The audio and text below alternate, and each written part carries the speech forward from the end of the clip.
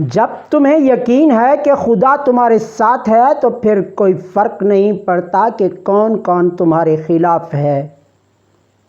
اس خدا پر بھروسہ کرو جو تمہاری نافرمانی کے باوجود تمہارا رزق بند نہیں کرتا۔ اپنے وہ نہیں ہوتے جو آپ کی غلطیوں اور عزتوں کا تماشا بنائیں، بلکہ اپنے وہ ہوتے ہیں جو آپ کی غلطیوں پر پیار، مان، بھروسے، احترام اور ادب کا پردہ ڈالیں۔ جیتنے کا مزہ تب آتا ہے جب ساری دنیا تمہارے ہارنے کا انتظار کر رہی ہو اور تمہارا رب تمہیں کامیاب کر دے۔ اس اللہ سے ڈرتے رہو جس کی صفات یہ ہے کہ اگر تم بات کرو تو سنتا ہے، اگر دل میں رکھو تو وہ جانتا ہے۔ اللہ تعالیٰ تمہارے جسموں اور تمہاری صورتوں کو نہیں دیکھتا، وہ تو تمہارے دلوں کو دیکھتا ہے۔ رسول اللہ صلی اللہ علیہ وسلم نے ارشاد فرمایا، قرآن پڑھا کرو کیونکہ قیامت کے دن یہ اپنے پڑھنے والوں کے حق میں سفارشی بن کر آئے گا۔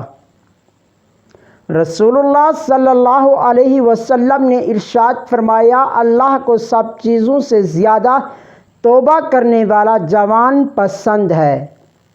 رسول اللہ صلی اللہ علیہ وسلم نے ارشاد فرمایا، خیرات کیا کرو کہ صدقہ تم کو دوزخ کی آگ سے چھڑانے کا ذریعہ ہے۔ جس شخص نے اپنے راز کو اپنے تک محدود رکھا وہ جلد کامیابی کی منزل تک پہنچے گا۔ حقیقی سکون صرف اس وقت ملتا ہے جب آپ تنہائی میں خدا سے لو لگاتے ہیں۔ اگر تم راہ عشق کے مسافر بننا چاہتے ہو تو اپنے آپ کو عاجز بنا لو جیسے راگ اور دھول۔ خوف خدا ایک ایسا چراغ ہے جس میں نیکی اور بدی صاف نظر آتی ہے۔ مولانا جلال الدین رومی رحمۃ اللہ علیہ فرماتے ہیں کہ موت کا ذائقہ سب نے چکھنا ہے مگر زندگی کا ذائقہ کسی کسی کو نصیب ہوتا ہے۔ مولانا جلال الدین رومی رحمۃ اللہ علیہ فرماتے ہیں کہ حسد انسان کو اس طرح کھا جاتا ہے جس طرح دیمک لکڑی کو کھا جاتی ہے۔ مولانا جلال الدین رومی رحمۃ اللہ علیہ فرماتے ہیں کہ انسان دنیا میں بہت سے برے کام مختلف قسم کے خوف کی وجہ سے کرتا ہے۔ اگر خدا کی مدد پر یقین کامل ہو جائے تو انسان لاتعداد برائیوں سے بچ سکتا ہے۔ تعلیم کا پہلا اصول یہ ہے کہ اپنی آواز نیچی رکھیں اور اپنے الفاظ میں احترام پیدا کریں۔ اپنے والد اور استاد کی بات غور سے سنا کرو تاکہ تمہیں دنیا والوں کی باتیں نہ سننی پڑیں۔ لوگوں نے بلڈ پریشر کے ڈر سے نمک کھانا چھوڑ دیا، شوگر کے ڈر سے میٹھا کھانا چھوڑ دیا، لیکن اللہ کے ڈر سے حرام کھانا نہیں چھوڑا۔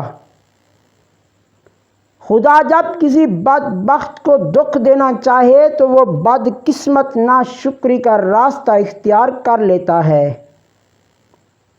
موم بتی کی طرح جلنا آسان نہیں ہے، دوسروں کو روشنی دینے کے لیے خود کو جلنا پڑتا ہے۔ ایک اچھا انسان کسی کی شکایت نہیں کرتا، وہ دوسروں میں خامیاں تلاش نہیں کرتا۔ صبر زندگی کے مقصد کے دروازے کھولتا ہے، کیونکہ سوائے صبر کے اس دروازے کی کوئی چابی نہیں ہے۔ بد مزاج اور بد اخلاق آدمی کے پاس اپنی حاجت لے کر مت جاؤ۔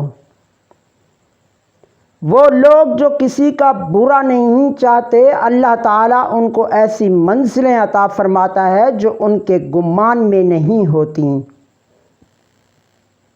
3 چیزیں کبھی واپس نہیں آتی: بولے گئے الفاظ، گزرا ہوا وقت اور ٹوٹا ہوا بھروسہ۔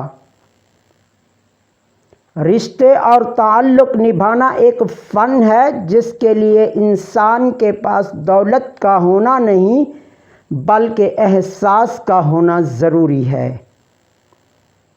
یہ وہ زمانہ ہے کہ جس کی جتنی پرواہ کرو گے وہ اتنا ہی بے پرواہ ہو کے ملے گا۔ ہم زندہ بندوں کو روٹی تو نہیں دیتے مگر مرے ہوئے کے نام پر دیگیں دیتے ہیں۔ اللہ سے کبھی مانگنے لگو تو اوقات دیکھ کر نہیں بلکہ اس کی شان دیکھ کر مانگنا۔